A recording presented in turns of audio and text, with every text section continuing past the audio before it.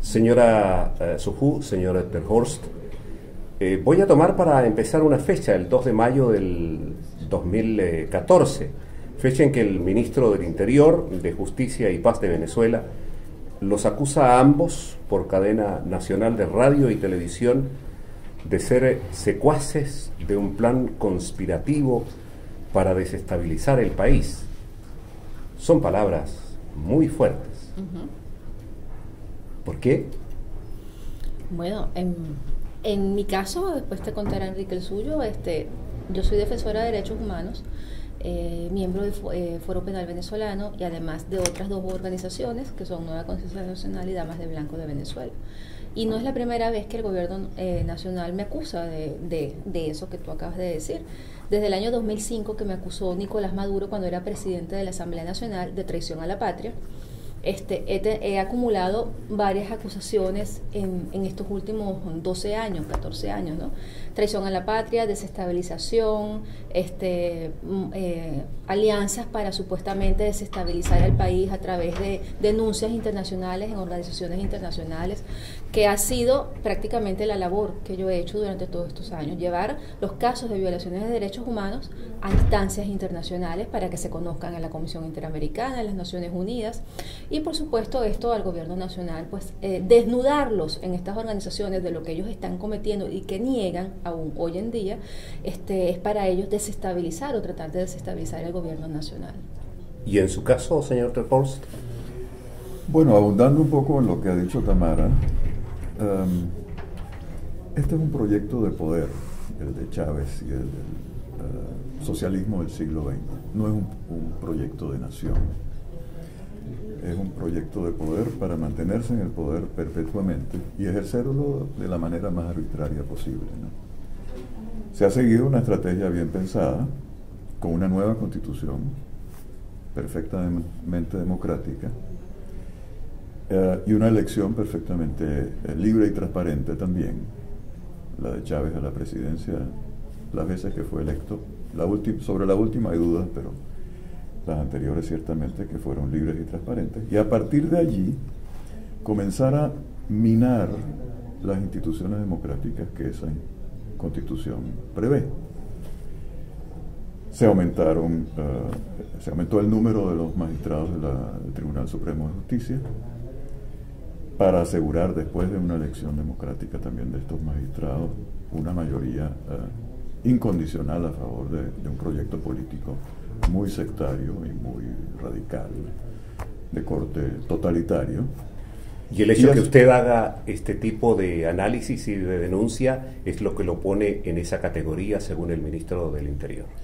Bueno, yo publiqué un pequeño libro que se llama En caso de incendio, en el que relataba este tipo de deriva totalitaria y los paralelismos que pudimos establecer con El Salvador, con Sudáfrica, con otros países que también han sufrido transiciones hacia el totalitarismo y también sacándolos de un proyecto de poder de este tipo, ¿no? Eso, al desnudarlos, como dice Tamara, eso los desestabiliza a ellos, pero al final los desestabilizadores son ellos mismos, que desestabilizan la democracia, desestabilizan la Constitución, y al final nosotros no somos sino los que tratamos de alertar de que ese no es el camino y que ese camino siempre termina mal.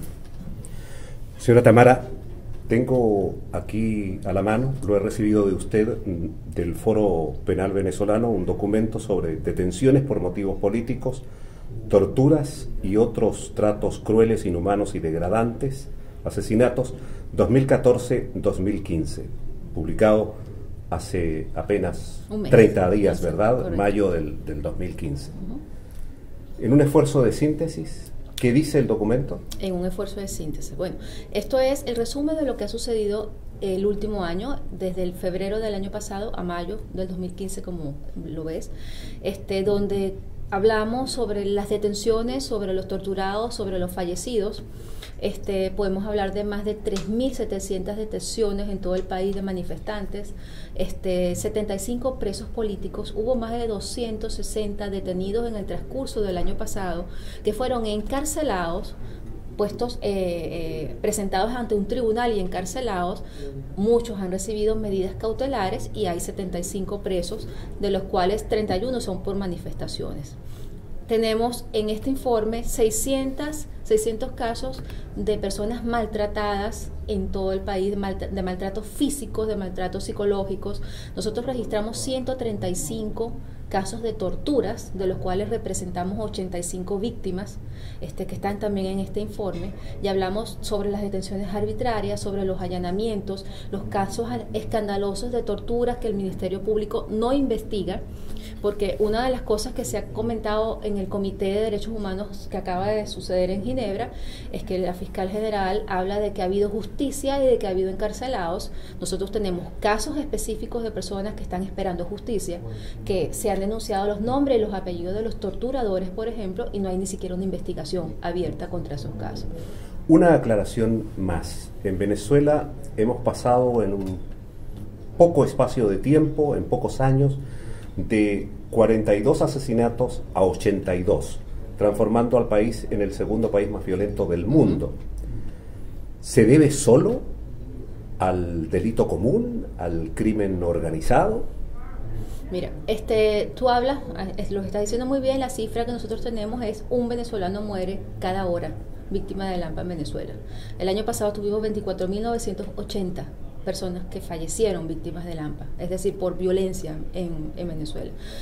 Eso todo tiene que ver, sobre todo, primero con cómo se ha armado la población civil, cómo se ha permitido que se arme la población civil. Las armas hoy en día están en los barrios, las armas que supuestamente maneja y controla la Fuerza Armada Nacional están en los barrios, están mejor armados que la policía, y ante la impunidad existente en este momento, que es del 98%, el AMPA se siente libre de acosar a los venezolanos. Es decir, hoy en día te roban y además te matan por un celular, porque para no dejar testigos, porque no te van a investigar, porque no te van a ir a buscar. El 98% de impunidad en Venezuela.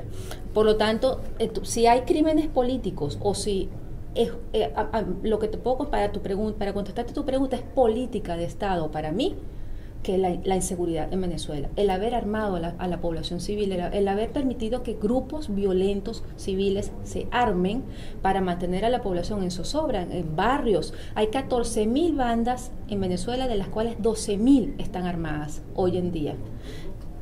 Un gobierno que trata de que haya seguridad, de que haya paz social, no permite que esto suceda. Entonces, por lo tanto, para mí, es terrorismo de Estado, forma parte de la política de Estado para mantenerte acosado, para mantenerte en zozobra y para decir que el AMPA no la pueden controlar.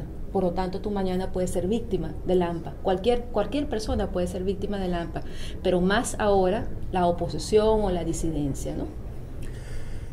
Antes de hacerle la próxima pregunta, señor Enrique, estaba pensando, me imagino que con el apellido que usted tiene, Ter Horst se debe sentir como en casa aquí, ¿o no?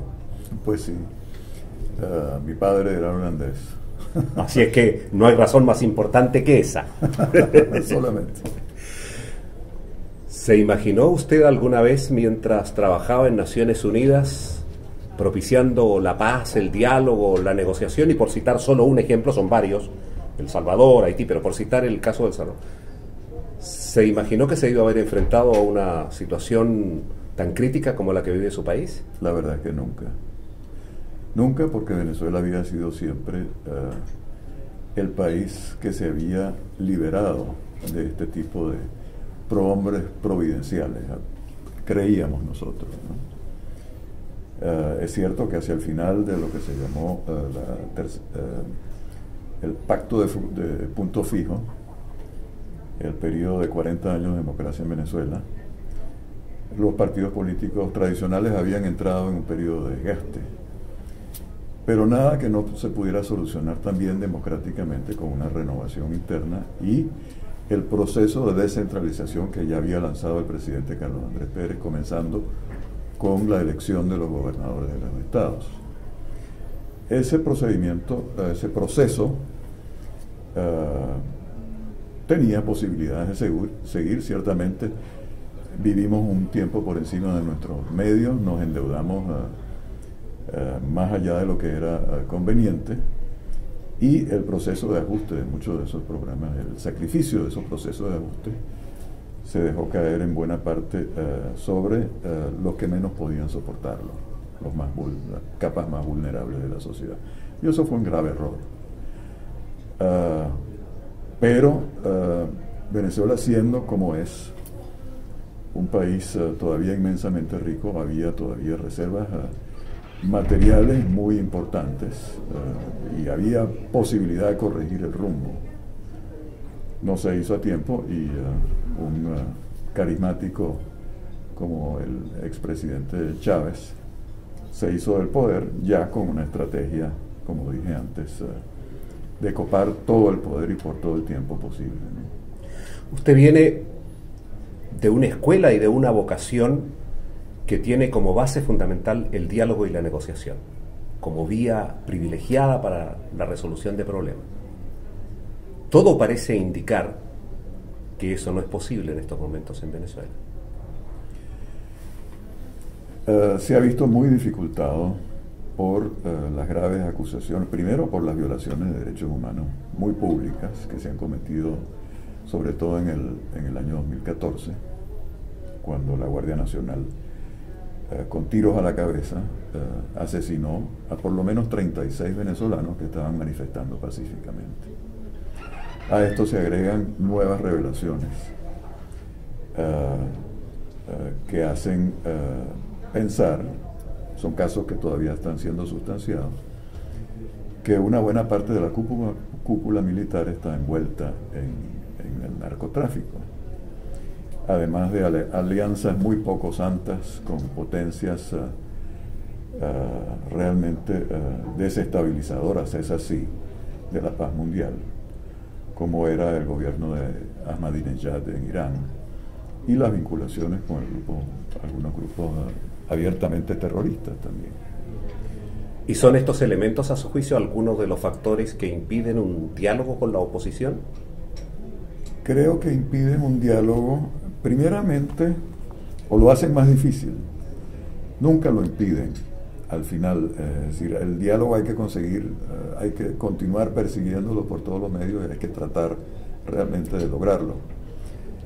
Y esa debe ser la insistencia, naturalmente, de la oposición. La dificultad está en que con acusaciones de esta gravedad es posible que del otro lado se sientan tan arrinconados que teman que entrando en una negociación pudieran perder el poder y a partir de allí perderlo todo, ¿no?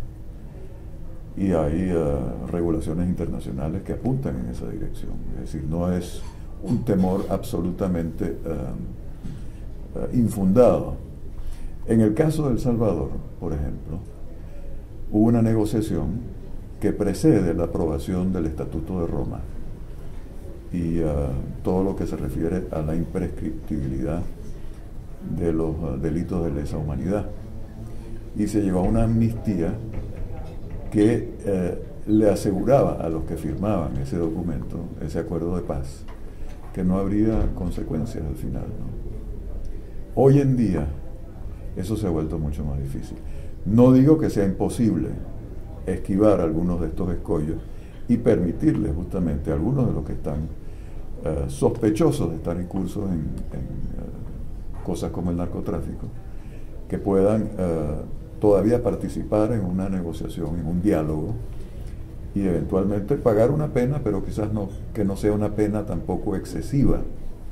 Y esto, bueno, me aventuro a decirlo yo, porque me ha tocado ver las dos caras de esa moneda, ¿no? La negociación política para tratar de lograr una solución pacífica y democrática, y la necesidad también de justicia. Pero en este caso también siempre se habla de una justicia especial que es la justicia transicional, ¿no?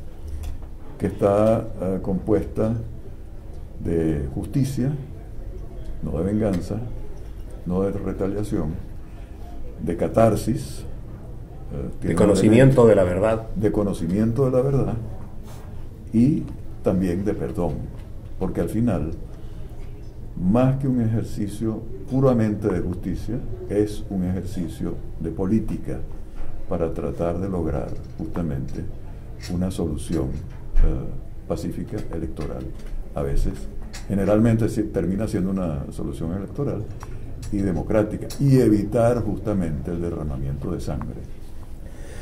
Señora Tamara, escuchando al señor Terhorst diciendo, bueno, al parecer hay comprometidos militares, hay representantes del Estado que han estado detrás de la muerte de estas manifestaciones públicas, y sin embargo, la justicia venezolana tiene a presos políticos acusados de ser los autores intelectuales de esos hechos.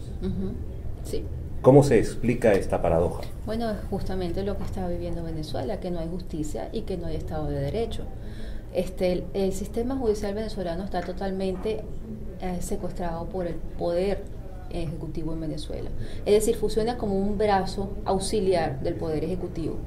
De hecho, es importante comentarte que las dos policías de inteligencia venezolanas, como son el SEBIN, que es la policía civil, y la DIN, que es la policía militar, están ahora adscritos al Ejecutivo venezolano. Es decir, le quitaron la competencia al Ministerio de la Defensa y al Ministerio de Justicia, y ahora funcionan con el Poder Ejecutivo.